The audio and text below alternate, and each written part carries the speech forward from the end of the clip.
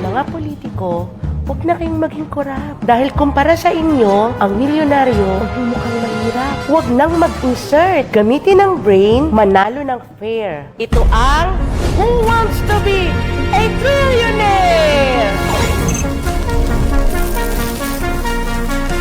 Ang guest contestant natin ngayon ay walang iba kundi si Senator Amy Marcos. Hey, kumusta? Kumusta?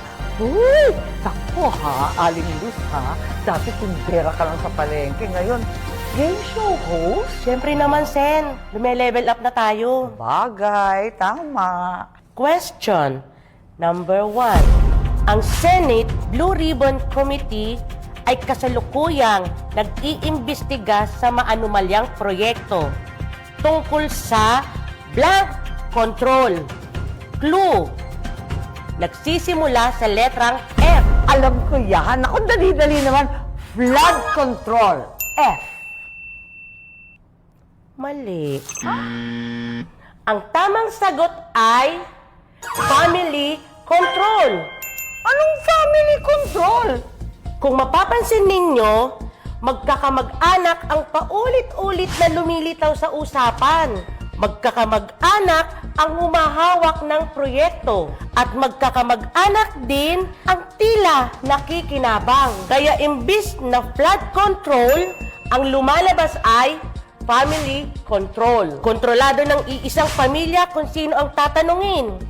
Kontrolado kung sino ang iimbestigahan. At kontrolado kung sino ang hindi kailanman gagalawin. Ganun ba? Yung mag-anak na yon, kamag-anak niyo po ba? Question number 2. Okay. Ano ang ibig sabihin ng unang I sa ICI? Ay, naku, alam ko yan. Madali naman yan. Naku, Independent Commission for Infrastructure. Mali. Ang tamang sagot ay invisible. Invisible ang proseso, invisible ang mga tanong, at mas lalong invisible ang mga sagot. Hindi nga pumapayag sa live broadcast ng hearing. Kung walang nakikita, walang maririnig. May tinatago ba? Oo nga. Parang invisible nga. Question number 3. Anong P ang tawag sa isang politiko na madalas na magpalit ng partido o political stance? Nagpapalit-palit ng kulay para sa personal advantage o para manatili sa kapangyarihan? P! Nako, political butterfly yan. Mali. Ang tamang sagot ay pink. Ping! Mali ang dinig mo, Senator. Ang sabi ko, pink. Diba? Nagpapalit-palit ng kulay, yellow, naging pink. White sa mga rally, pero yung pink, parang ganun din. Ping! Ha? Question number 4. Sa Senado, anong SP ang tawag sa pinakamakapangyarihang at siyang presiding officer ng mga meetings at sessions? Naku, ang dali naman yan. Siyempre, SP Senate President. Mali. Ano pa? Ang tamang sagot, servant of the palace. Ha? Pwede ring secret protector. Naku. Let's move on to question number 5. Kompletuhin ang motto ng Senate Blue Ribbon Committee. The blank will set you free. Clue. Nagmumula ito sa letrang T. Nako! Yan, sigurado na ako. The truth will set you free. T. Mali. Ang tamang sagot, T. The tropa will set you free. Ano? Ano naman yan? Kapag tropa ka, malaya ka. Lalo na kapag kakampi ka. Ligtas ka na, ganun. Pag hindi, bahala ka na sa buhay mo. I'm sure, dama mo yan. Sa bagay. Naku, Sen, last question na to, ha?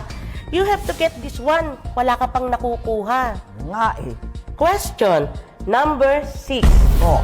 Sino itong ES na dating miyembro ng gabinete ang iniimbestigahan ngayon at idinidiin ng gobyerno. ES! Alam ko yan, Executive Secretary. Pambira naman. Mali. Bakit? Ang tamang sagot, Enday Sara. Si Enday Sara ang ES na tinutukoy, iniimbestigahan, dinidiin, at sinusubukan nilang gawan ng kaso ng mga issue at muling ipa-impeach. Bakit? Kasi takot sila sa kapalaran nito sa 2028? Ganon? Sayang, di ko naisip yun. ES, Enday Sara. Okay lang yun, Senator Amy. Kami nga di namin lubos maisip ang kakapalan ng mga kasama mo sa Senado. Hoy! Pero, sorry Senator Amy, hindi mo na nga nakuha ang wishlist mo sa budget, hindi ka pa nanalo dito. Yung wishlist niya iniintriga, pero yung may mga insertion, dinededma. Pero meron pang isang way para maging trillionaire ka. Ha? Ano yun? Paano? Makipagplastikan ka! Pagtakpan mo sila. Manahimik ka. Magmasid-masid ka. Ipagtanggol mo ang korupsyon nila. That's the shortcut of those who wants to be a trillionaire! Pera ng taong bayan, you can get your share. Who wants to be a trillionaire?